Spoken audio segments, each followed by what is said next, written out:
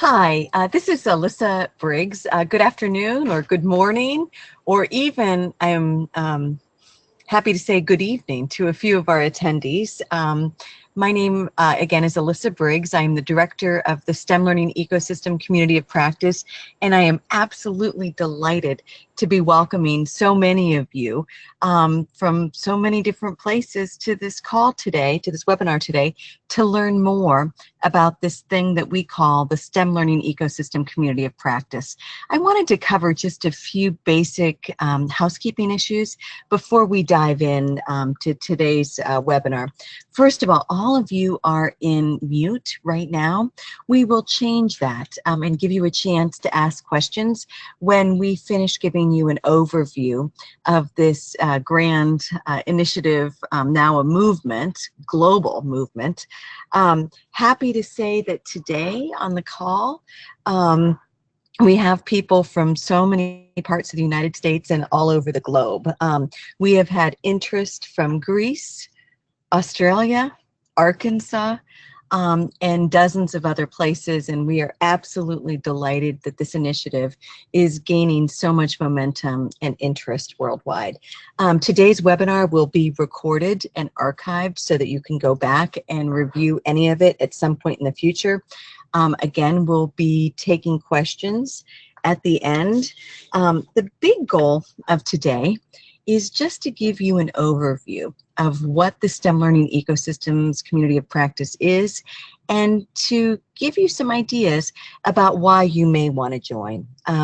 It's now my honor to introduce Gerald Solomon, who is the Executive Director of the Samueli Foundation and one of the founders of this grand initiative.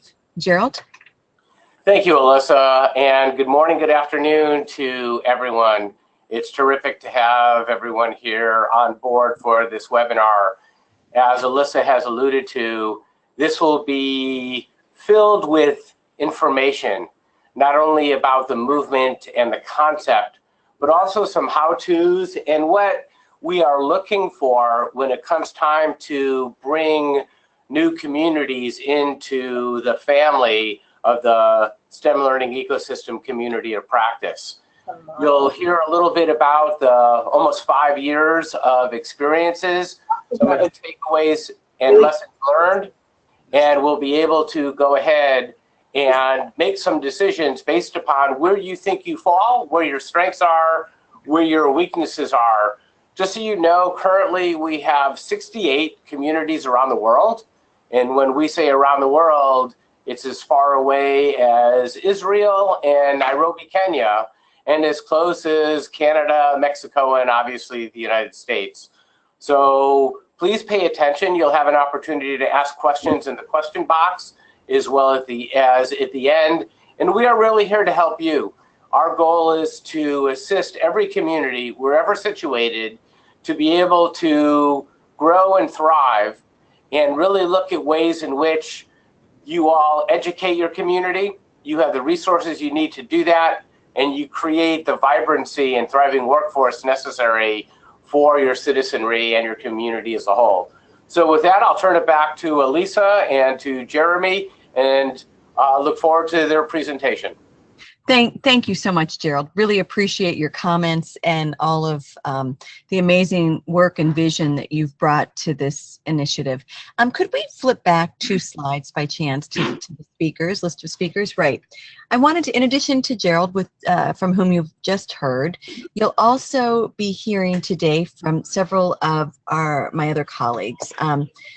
Tim Sisson is director of the NeoSTEM ecosystem in Northeast Ohio, and he will talk to you a little bit about what it means to be an ecosystem, as will Latrenda Leonard-Sherrill, who is the STEAM director and CS lead for Remake Learning in Pittsburgh. You'll hear from my colleague, Veronica Gonzalez, who is the associate director of the STEM Learning Ecosystem Community of Practice, and also from another colleague of ours, Jeremy Shore, director of Digital Innovation and Early Learning. When we get towards the end of our formal presentation, we may also ask Gerald's colleague, Michelle Freeman of the Samueli Foundation, who does an amazing amount of work for the STEM Learning Ecosystem Community of Practice and helps manage the application process. Michelle may also be answering some questions. And one other person that you may hear from today is Julie Stolzer, who is the former director of the STEM Learning Ecosystem Community of Practice and now leading our global work. So let's continue on to back one slide. I wanted to talk to you a little bit about why we're here and why this initiative. This initiative has a pretty bold, big vision and mission that I'm going to explain just a little bit, and then I'm going to talk to you about some of the underpinnings of it. The basic big mission here is quite simply to enhance STEM learning opportunities for all by creating powerful and cross-sector collaborations where all parties establish and then work to realize the shared goals. We have that big mission statement is predicated on a simple set of ideas, beliefs, and a few guiding principles. And I'm going to share those with you kind of quickly. The biggest one, and I think that we can all agree to this, and this is one of the times when, you know, it's one of the many times when it's sad that I can't see your faces, because I think every one of you would be nodding in approval right now.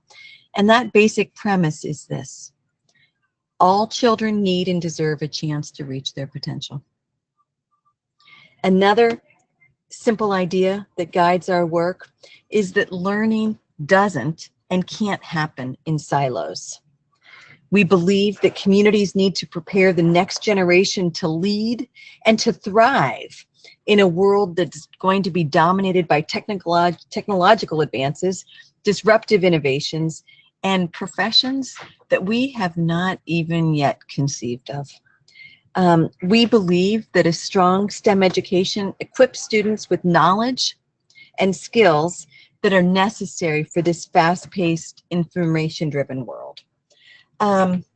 As we think about the next decade and beyond, we are incredibly excited to keep adding ecosystems, to keep adding communities, to keep adding people who can come to this community of practice ready to participate, ready to learn together, to contribute, and to grow, and ultimately to help us achieve that big mission of improving STEM opportunities for all. So that's kind of the big picture of why we're here. The question of who we are is one that I'm going to ask my friend and colleague Gerald to work with me a little bit. So Gerald, can you talk a little bit about the history with the STEM Funders Network and how that helped give birth to who and what we are? Sure. I don't know if there's another slide that you're going to move to or not. You could advance one more. There. So about 7 years ago, a group of funders were at a conference and realized that there wasn't the requisite focus that we felt was important on STEM skills, STEM learning, STEM professional development, and workforce development that included the concepts of a holistic approach of bringing all parts of a community together. So over a period of years, we have assembled this group of funders who all have an interest in all or parts of that concept. And through them, they have either supported locally, regionally, or nationally the concept of the development of this holistic approach that Alyssa talks about bringing together in and out of school, from early learning all the way through life, and connecting it all together around how we give people and communities a sense of thriving and opportunity. Is there another slide after this? Yeah. So here's the premise behind the work. And that is, and we all recognize it, but here's good data that demonstrates it. And that is that learning is a lifelong process. And in fact, if you look at the statistics and data, you learn more out of school than you do in school. So how do you take advantage of that? And how do you connect that and put all of that together? So the concept was to start this idea of this holistic approach and put it together and to create this concept of the STEM ecosystem. Next slide. So you can see part of what we did as funders is we looked at history. We went to the national academies, we looked at the research. We did not want to invent the wheel or create something that someone else has already done. What we wanted to do was look at what the trajectory of learning and history was all about, in what better place than the national academies. And through that, the literature was really clear that led to the concept of actually a term that was coined by the National Academy of Engineering and the National Research Council under their premise and their periodical known as STEM Learning is Everywhere. And that was, how do you create a framework, this holistic approach that they coined, the National Academy coined, as the STEM learning ecosystem, and a way to bring all of the stakeholders of a community together from, as you see, STEM-rich institutions and business, in and out of school, family, and create this platform that looks at how do we ensure that communities and individuals are given the skill sets they need, how the systems have the resources they need to do that, and how we create that thriving workforce for each individual to grow and thrive. And that's really the history behind how it all developed. Gerald, that's wonderful.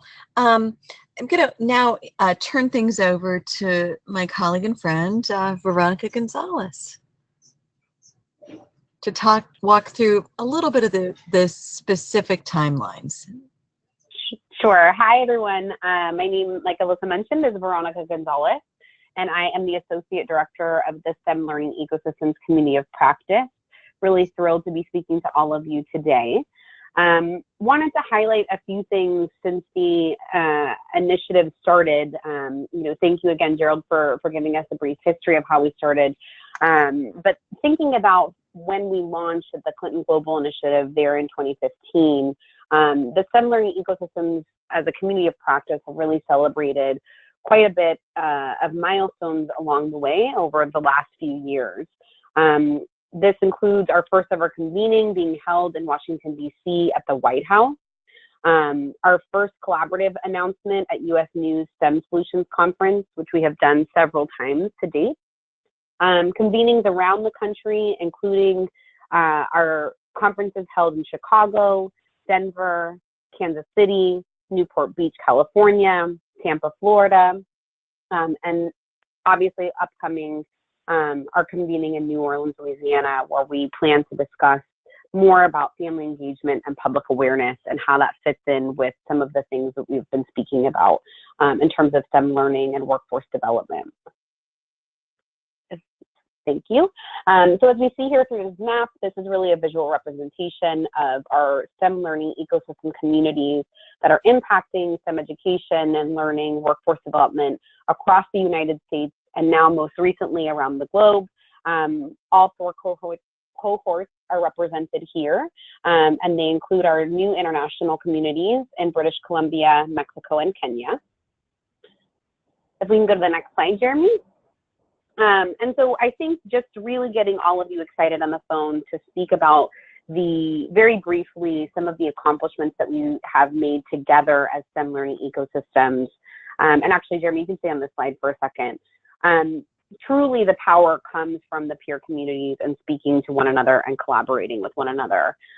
All 68 of our STEM learning ecosystems have been able to connect over that period of time and continue to connect and learn from one another, both in a virtual and in-person senses, obviously when we're together at the convenings.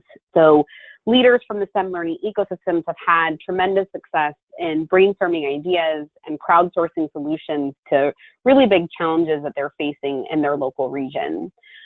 Just to give a few examples of the power of our community of practice, I'm thrilled to speak a little bit about Indiana and their leadership in writing a very short white paper on the 6 key areas required to better align in and out of school learning.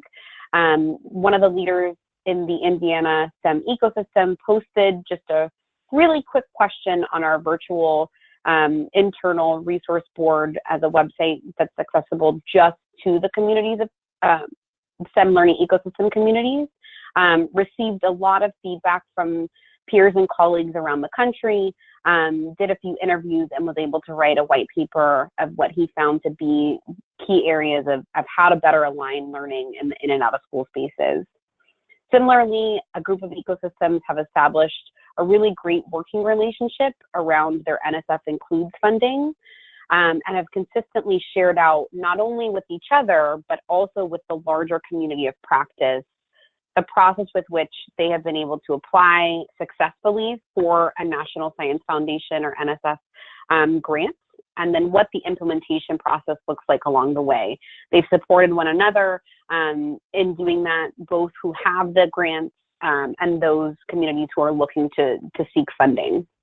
And finally, I'll just mention very quickly that several exciting programs, including a STEM Passport program to better engage communities, as well as the Chief Science Officer program to engage students in middle school around science, have been concepts or programs that have been replicated through the support of the STEM learning ecosystem. So with that, I'll conclude in just saying we are really transforming what learning, work, and innovation looks like across the 68 communities. And it's the power of the community of practice that we're able to do that. So I will now hand the mic over to Jeremy Shore, our Director of Digital Innovation and Early Learning. Hi, everyone. This is Jeremy. In addition to being a very poor slide advancer in these sessions, I'm also here to talk a little bit about some of the lessons that we've learned about the early stages in this process. So we're really excited that all of you are hoping to join this group. It's an incredibly powerful and exciting group. But after four cohorts, we've learned some things that are really critical. The first is, I'm going to show you several slides. You've got access to all of them. I'm not going to sit there and read them to you, but I want to point out a few things. In particular on this slide, I want to point out that the very, very first step, and it seems really basic, is to figure out who is leading this work. Eventually, if done right, these processes will be cemented in culture, but early on, it's really critical that you have someone who is innovative, someone who's detail-oriented to get things started. If you have a team, it's really important to have a single person, a single point of contact who will be doing all of the interacting with the ecosystem as a whole and distributing that data and information to all of you.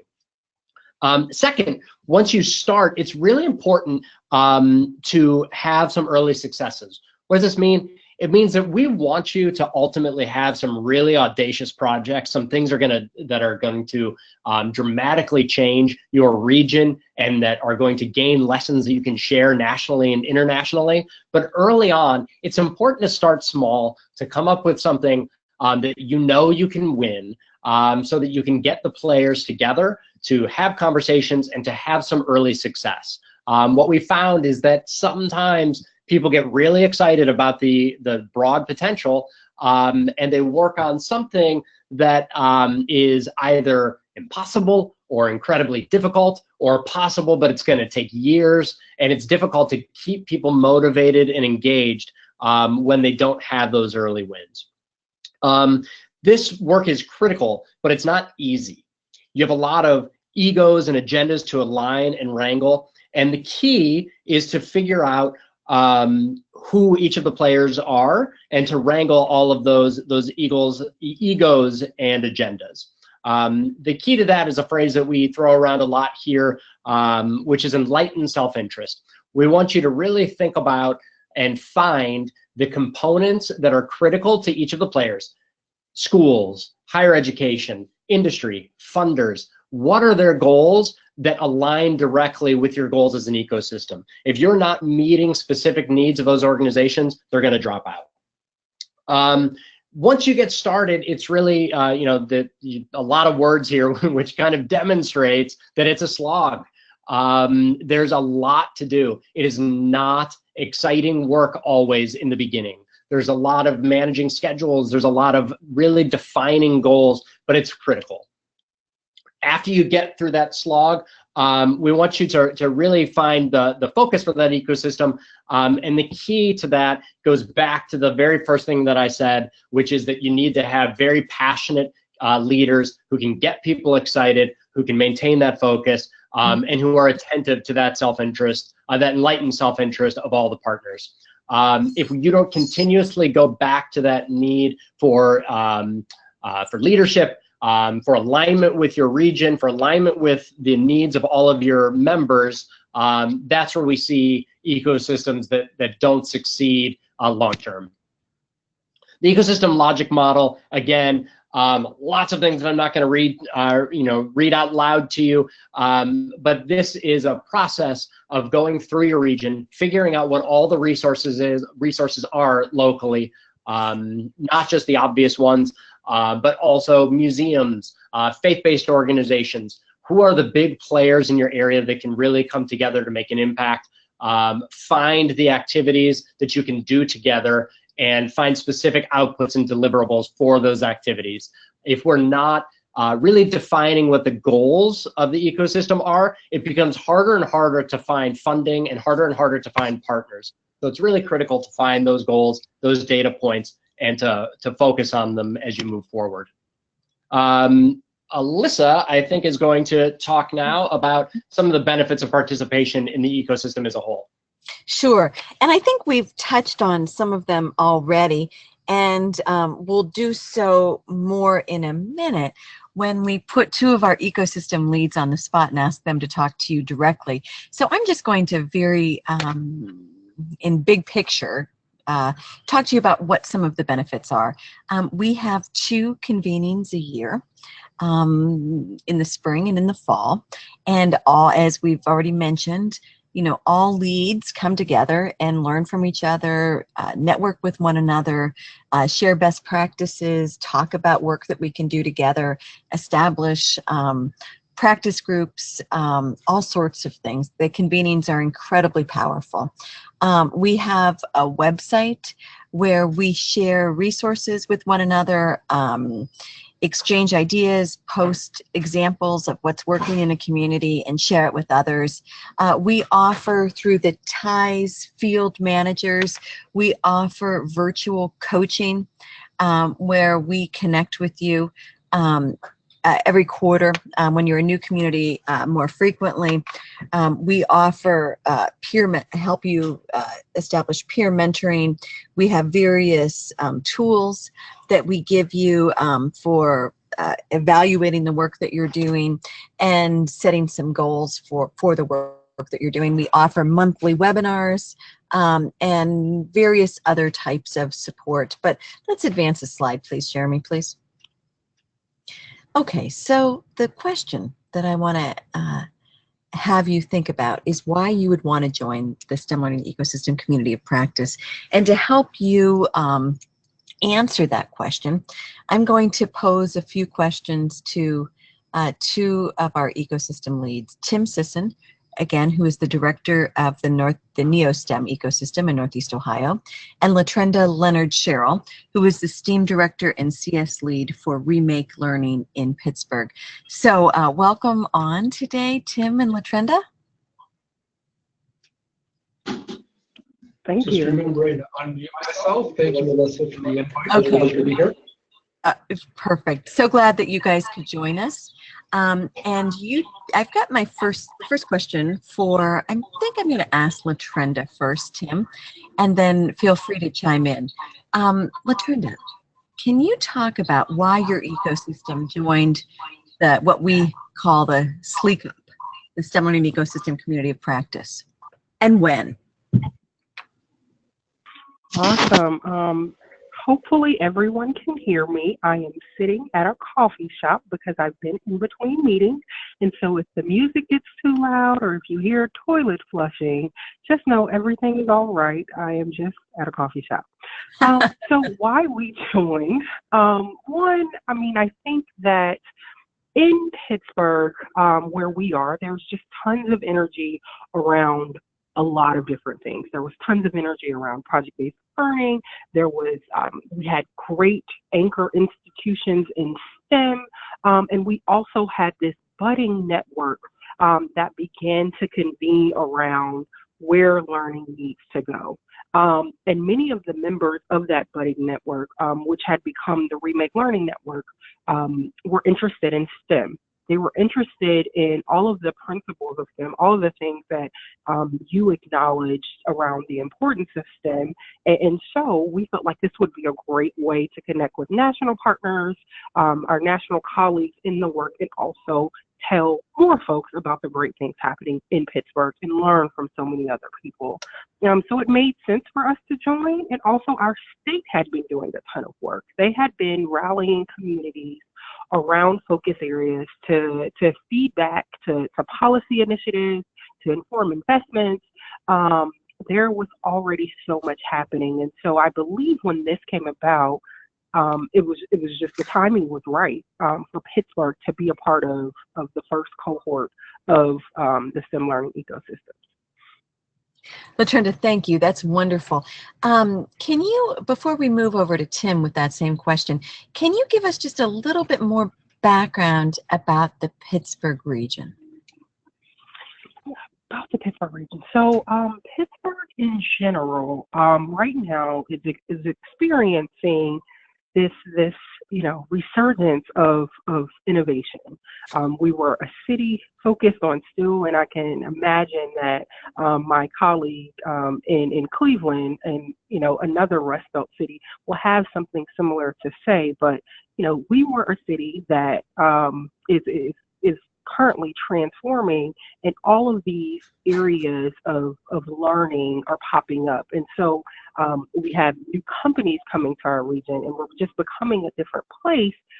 We have out of school time organizations understanding that kids are being involved in different things. They're being involved in, different areas of learning. And then we have, education that's trying to figure out how it connects, how it catches up. And our companies, these new companies are saying, students don't have the skills we need. So all of this was happening in our region, and a number of funders wanted to convene these folks together to say, look, what can we do to ensure that everyone is at the table to learn about all of this? Everyone is here to communicate, and we can coordinate some efforts to make some type of broader impact. And so Pittsburgh, it's a city of eds and meds right now, and tons of technology, and there's a vacuum for my call, and tons of technology. And so the time was just right for something like this to happen in our region. I hope that sort of answered your question. Oh, it did. That's wonderful. Thank you. Appreciate that answer. Tim, talk to us a little bit about NeoSTEM ecosystem and why it joined the SLECOP. So, yeah, I'm going to put the caveat out there and just say when I joined the Cleveland landscape, the ecosystem was already in progress. It just started in 2015. And but very similarly, so much of my knowledge of the early days of the ecosystem come secondhand from working with our partners across the region. And so very similarly to what LaTrinda said and in Pittsburgh, and it's great to hear LaTrinda again. I've had the pleasure of presenting with her a couple times now. I think we're getting joined at the hip here. But we have this great wealth in Cleveland of STEM industry, of STEM partnership and education. In Ohio, 10 years ago, the Ohio STEM Learning Network started, which Cleveland Metropolitan Schools was one of the first platform, had one of the first platform STEM schools in Ohio with MC Square STEM. And so our history, our direction was rooted very strongly in those areas.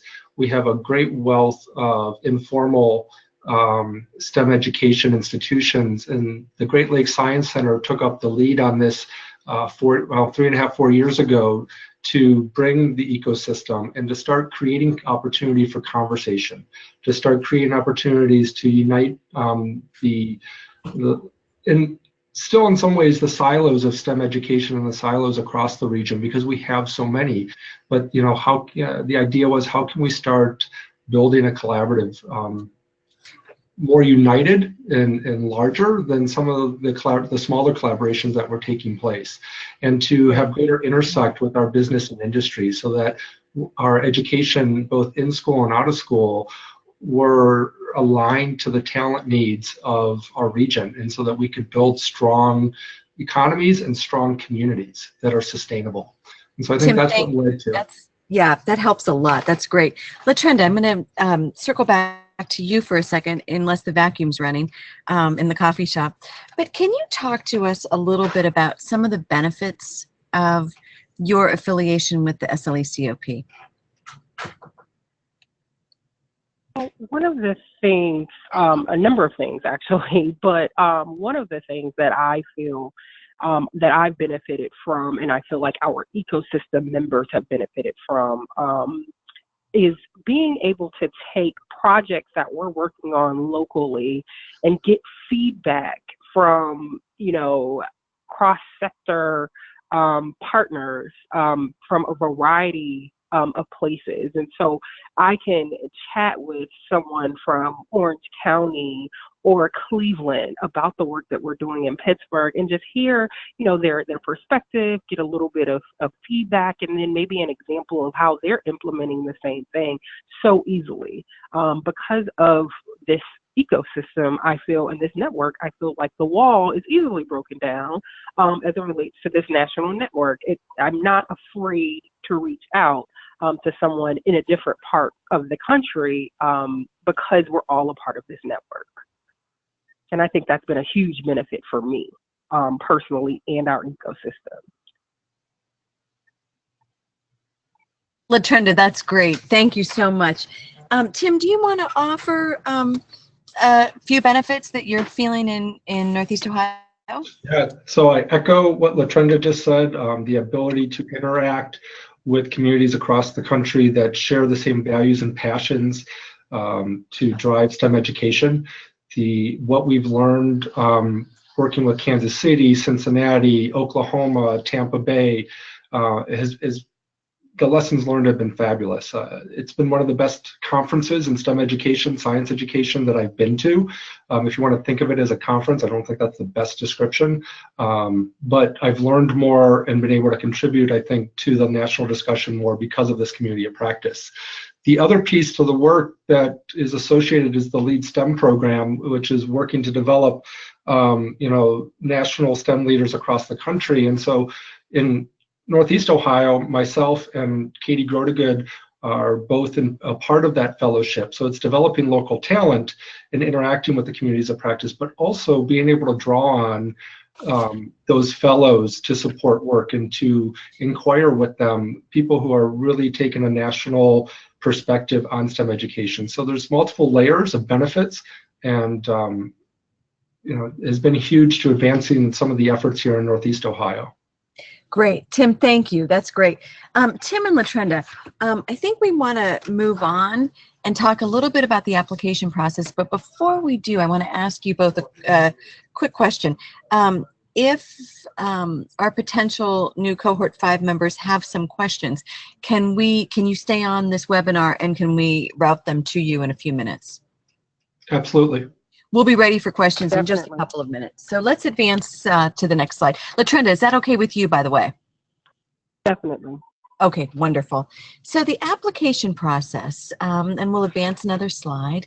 The timeline is straightforward on there. Everyone that's on this call, I believe, has already submitted the online interest form. There will be the second webinar, February 13th, to take a little bit of a deeper dive into the application process. And Michelle, please feel free to join in at any time if I'm not saying something that I should or if I've said something that I shouldn't. Please don't be afraid to do that. There is an online portal where the applications are to be submitted by February 28th, 2019, and we do observe those deadlines very strictly. We will announce the selection at the Spring Community of Practice meeting April 3rd in New Orleans. So we can advance to the next slide, please.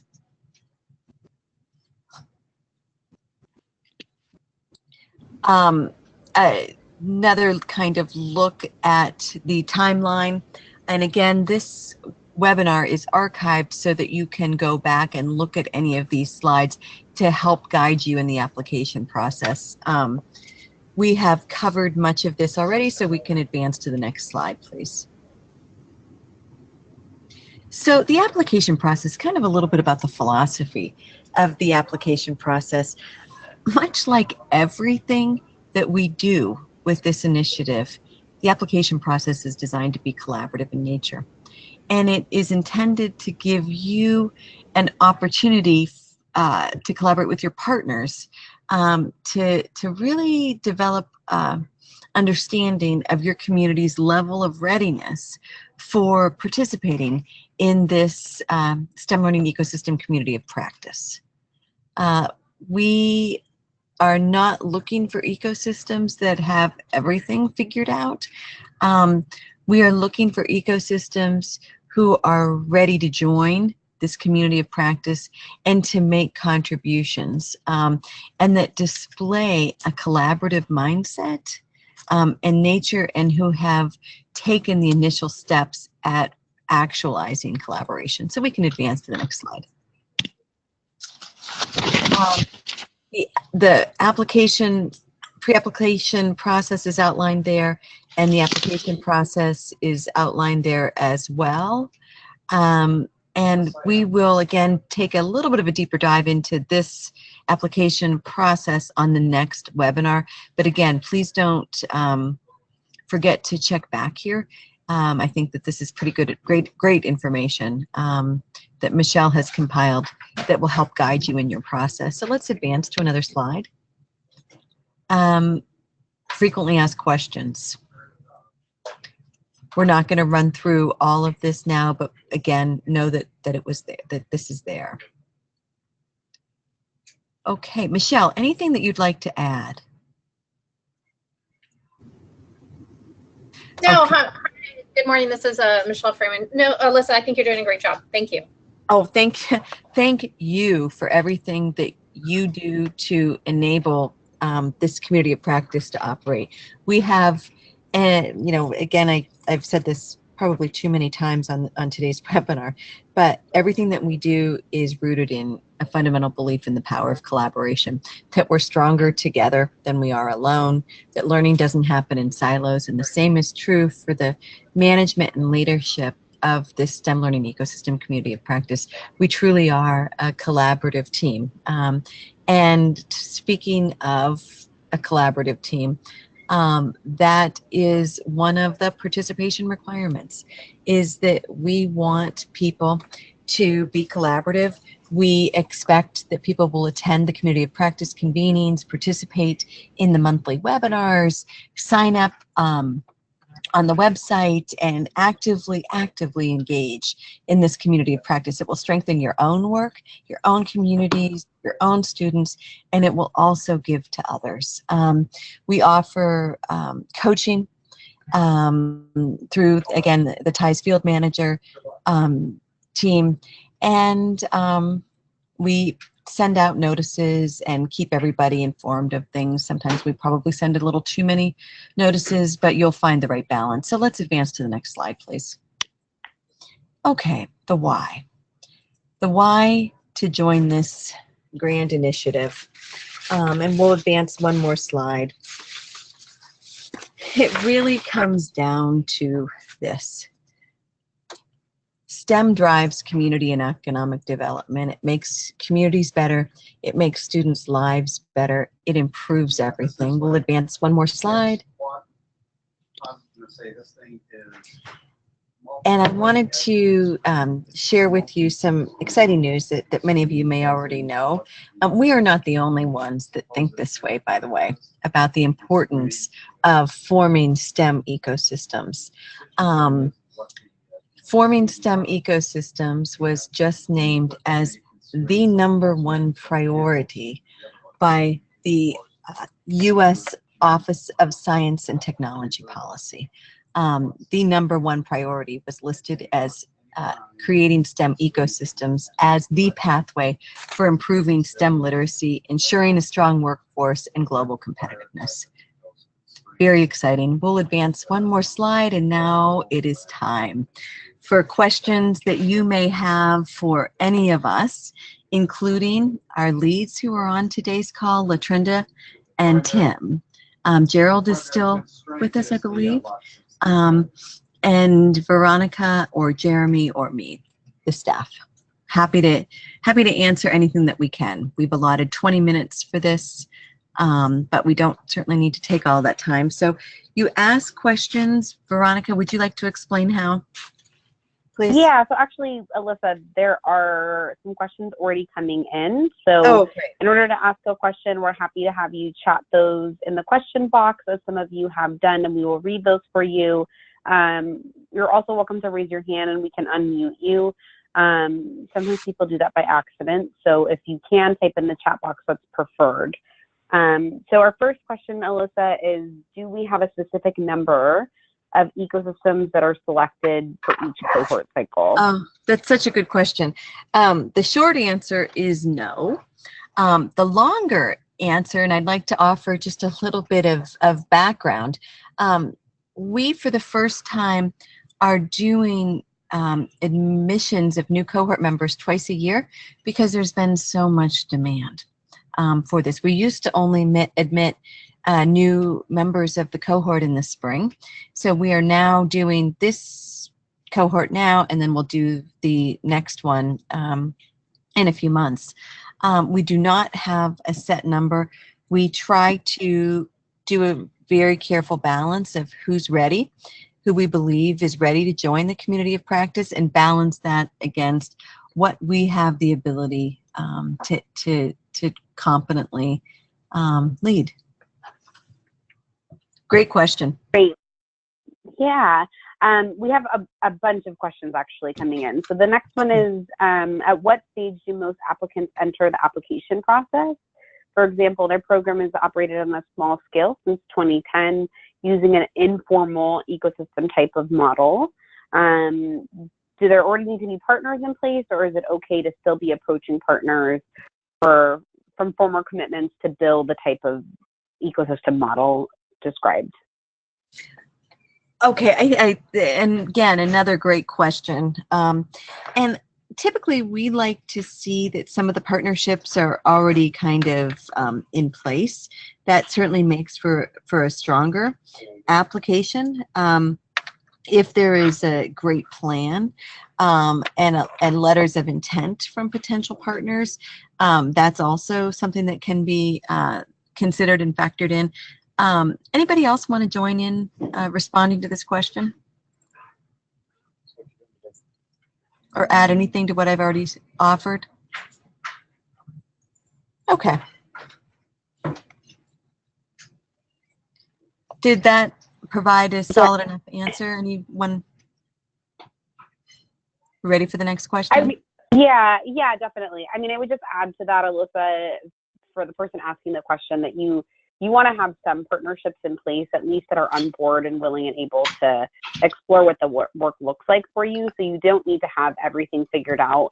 And in fact, I do think that part of what Jeremy was talking about in the slog portion of the presentation, there are going to be times where you have some messy conversations with multiple stakeholders at the table, because what you want may be different. And the part of the goal, or part of the beauty of the work of the ecosystem, is to figure out what aligns and how to work together when so many institutions might speak different languages. So what is important to business and industry? What is important to K-12 institutions? What is important to the out-of-school time providers and extended learning? And so I would say that you need to have at least some partners willing, able, and ready to at least engage in that process with you, even if you don't have maybe as many as you feel like you should have, or things like that.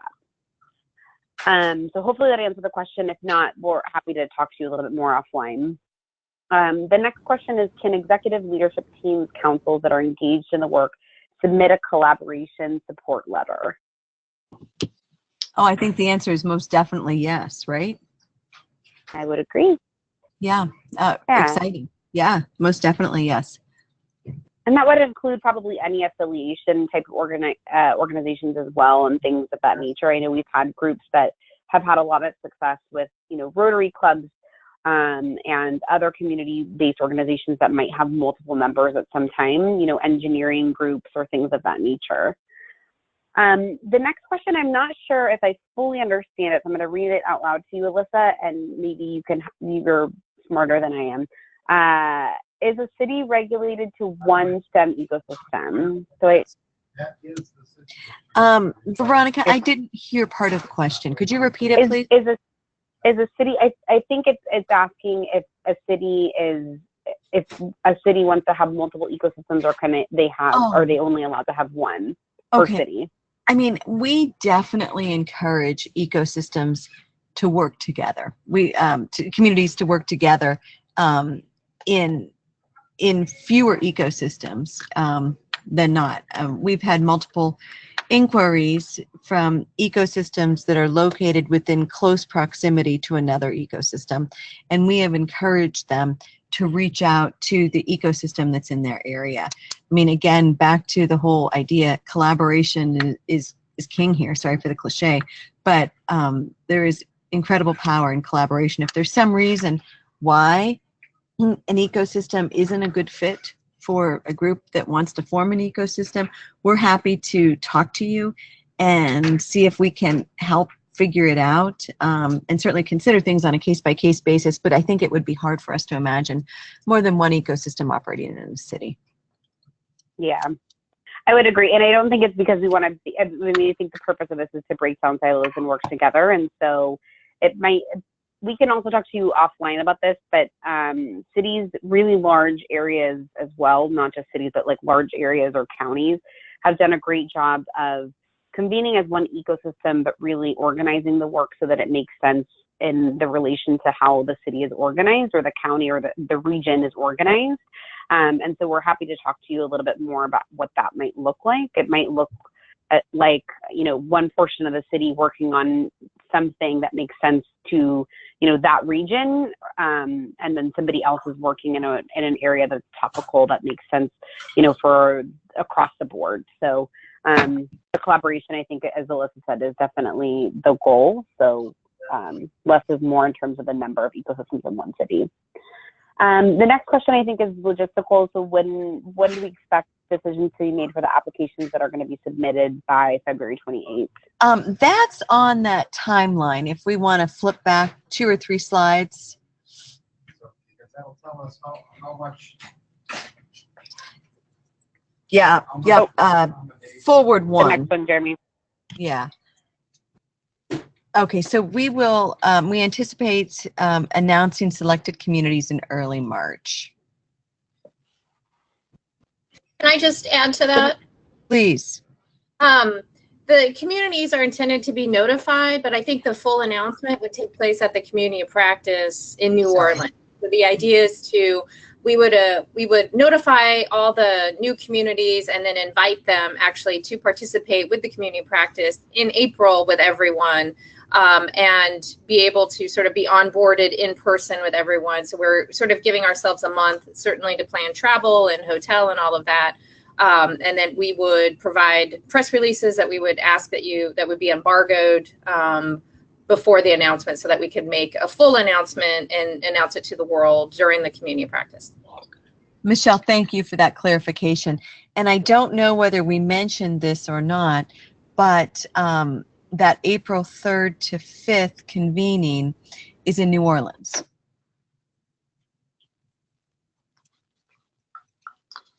Great. So I'm going to keep us moving with questions, if that's okay, because we have quite a few. With participation, do cohort organizations have the opportunity to learn about grant funding for scaling programs? That's one of our one of the things that we do and intend to do more of. Veronica, do you want to share some of the NSF Includes stuff that we've done? Sure. Yeah. I mean, I think that part of the scaling and learning more about resources, really a big part of the power thus far has come from the community of practice itself. So folks working together, sharing tips, and even, their applications themselves to better support other peer communities in other regions to also gain resources themselves. We do collaborative sessions called ecosystem to ecosystem, or E2E sessions, during the convening, where ecosystems will co-present on some idea, a topic of interest to them. And we've had some in the past that not only speak about, grants and how to apply for them, like the NSF Includes grant that we have spoken about a few times, But we also have spoken about the advanced technical career education grants, so the ATE grants. We've had folks talk even very specifically nuts and bolts about how to scale a program. So those things typically have been happening through the community of practice with some guidance and support from our team. And I think, you know, we've also held some webinars on how to best do those things. So there are definitely opportunities to do that. And as Alyssa mentioned, we're always looking to provide more resources in that area. Somebody wants to know about the geographic size of communities. Are they more likely to be regional or statewide? Alyssa, I don't know if you want me to answer this. Yeah, go right ahead. Sure. So the answer to that question is they vary. It really, the beauty, I think, of the ecosystems is that one size does not fit all. So it really depends on who communities are. We have some ecosystems that are organized at a statewide level with regional hubs, and they sort of feed communication and the work back and forth. We have some ecosystems that are very, very highly concentrated in one specific area, either of a large urban area, or it might be a rural community that are hyper-focused on very specific communities. We have some communities and ecosystems that are focused on eventually impacting larger areas within a territory or a county or a region, and are moving, you know, small section of that territory, you know, bit by bit. We have other folks that are citywide. We have other folks that are countywide. We have a few ecosystems that are collaborating across several different counties. It honestly just, it needs to make sense for what your community looks like. And we can speak a little bit more about that. I know that we've had some ecosystems really do a lot of work to understand the best size for them. And I'll use Chicago maybe as an example. They did quite a bit of work in such a very, you know, Chicago is a huge urban city, right? And that can be overwhelming. And so they did some work in the beginning, landscape analysis, to figure out where the best bang for their buck would be, and decided that they were going to concentrate their efforts in one area of the city that was showed to me as STEM desert or a STEAM desert, and focus on cradle to career in that neighborhood, and then plan to scale out from there. So I hope that that helps, but it really runs the gamut in terms of geographic size for each of the ecosystems. Somebody else is asking, what are the costs associated with participation?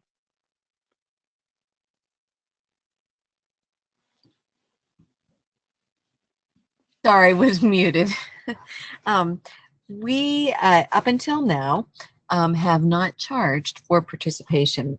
We will have an answer on that question very shortly. We anticipate that there may be a modest fee for working with the STEM Learning Ecosystem Community of Practice. Okay, we have some more questions about geographic regions, which I think we answered already. What prior collaborations seem to provide high impact? IHEs with corporations, nonprofits, with foundation support, State Department of Ed with K-12 districts organization, just to name a few. Yes, yes to all. I mean, there is, you know, in every community, as we've already sort of touched on, every community, you know, has a different fabric and a different structure. All of those collaborations can be high impact. And certainly what we know from 4 years of experience of operating the STEM Learning Ecosystem Community of Practice is that the more the better. We know that, that the most successful ecosystems, and Jeremy touched on this a little bit, are those that have the most diverse cross-sector partnerships and the most actively engaged partners. The one thing that I'll add to that, Alyssa, if that's okay, I would say if we go back to some of the slides that Jeremy was presenting, I think ecosystems that have resources, either if it's in kind, so we've seen ecosystems do really well sitting at a, let's say, a post-secondary institution who has dedicated a person to helping organize the work, and you know what the resources look like that way, or ecosystems that have some foundation or, you know, philanthropic support behind them to get some of the work done, as well as ecosystems that have pretty significant connections with K-12 districts. we've seen those ecosystems really have a lot of success. It's not that the other, go ahead. Oh, sure, Veronica. What I was going to say is that we have Julie Stolzer still on the line, and Julie is the founding director of the STEM Learning Ecosystem Community of Practice, and she's now leading our global work. And I think that Julie would be just absolutely fabulous to offer some information here. Thanks, Alyssa. Can you guys hear me okay? Yes. Great. I think the biggest thing to consider is what are the assets in your community that are unique and specific to you, and make sure that they're at the table and represented. To an earlier question regarding multiple ecosystem sites within one geographic region, one of the reasons we would have trouble with that is we really want to encourage this cross-sector collaboration and breaking down some of these institutionalized historic barriers that prevent collaboration between assets within a community. So in terms of what model works best, I think the model works best that leverages the strongest and best assets that you have, working together collaboratively and supporting each other mutually as opposed to competing. And in the notion of enlightened self-interest really speaks to there's been a kind of a historic tendency in some of these stakeholder groups to compete with each other, particularly post-secondary, whether it's for grant funding. And we really want to encourage thinking about those sorts of opportunities in a different light. And even if you look at NSF grants and large federal grants, they are definitely encouraging more cross-sector collaboration. They're recognizing the value in that. So look, do a quick landscape scan of what assets your community has and make sure that they're all at the table. And if they aren't, use the application process and the STEM learning ecosystem model to begin a dialogue with them. We Julie, have some pretty, yeah, and actually, Julie, I don't know if you want to say for this one too, and maybe even Tim and LaTrenda want to buy in on this. We have quite a few questions around like specific geographic regions, but I think we've hopefully at least covered some of it. We'd happy to answer some of those things offline, but for the sake of time, I think this is a great question to maybe conclude with. If we can give some examples of some of the early wins or successes demonstrated by the ecosystems. I don't want to speak for LaTrenda, but I think one of the interesting things we've seen happen in the state of Pennsylvania, and this talks to the regional geographic questions, is that there were pockets of this work happening all across the state. And the State Department of Education, working with the State Department of Labor, Department of Agriculture, and Department of Commerce, decided to collaborate at a statewide level and provide support for these regional approaches. And in that case, it's Pennsylvania is functioning a little bit like Oregon in that it's functioning a little bit like a statewide network with kind of a top-down, except that it's very grassroots. So all of the regions started the work on their own. And in so doing, they're very specific and they're curated to the regional culture and assets. So Pittsburgh and Philly, two large urban centers that are very different, and the models and design of their ecosystems are actually very different, although they're having great success. But the model in Pittsburgh wouldn't work in Philadelphia, and the model in Philadelphia wouldn't work in Pittsburgh necessarily. And what's happening in Lancaster is very specific to what's going on in Lancaster. But I think that to our thinking, one of the wins was that at a state level, state government saw the power of leveraging this kind of approach, and they decided to put their resources to support it. And in fact, there has been the adoption of legislative language at the statewide level at Pennsylvania that literally adopted some of the STEM learning ecosystem terminology. And in fact, I even testified before a joint session at the State House in Pennsylvania, where although it's not a government initiative, the government absolutely values the potential of catalyzing it and cultivating it, and they're happy to help, but it's still allowing all of the individual sites to pursue their own goals and work together collaboratively and support each other. I mean, obviously Pittsburgh is a strong mentor for a lot of the emerging ecosystems in the state, and they've fulfilled that role really well and continue to do that. Julie, that's great. Thank you so much. Out of respect for everyone's time, it is 2 o'clock and we commit to start and end on time. So what we will do is send out a summary of today's webinar with a link to it. And if there are some questions that we have not answered yet, we will answer them in an email that we will share with all of you. Okay, thank you all very, very, very much. And we look forward to talking to you again in just, what, a week and a half, 2 weeks on the next webinar. Thank you very much.